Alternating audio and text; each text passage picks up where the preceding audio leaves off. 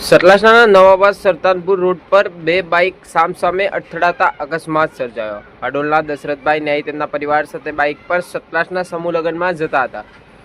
નવાબાદ સરતાનપુરાના મયુર પંચાલ નામના યુવક પણ બાઇક લઈને જતા હતા। અચાનક કોઈ કારણસર બે બાઇકોની જોરદાર ટક્કર થતા સર્જાયો હતો અકસ્માત।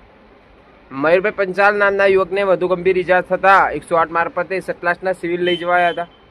હાડોલના દશરથભાઈ ન્યાયના બાઇક પર પટકાઈ જવાથી મહિલા ઇજાગ્રસ્ત બની હતી। સતલાસના સિવિલ હોસ્પિટલમાં ડોક્ટર ચૌધરીએ સારવાર કરી વધુ સારવાર માટે વડનગર સિવિલ હોસ્પિટલમાં રિફર કરાયા।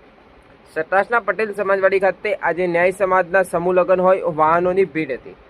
સતલાસના પોલીસને જાણ થતાં જ વધુ તપાસ હાથ ધરી હતી। વધુ સમાચાર અને અપડેટ્સ માટે જોતા રહો online TV news. Reporter Farooq Memon, Kheralu.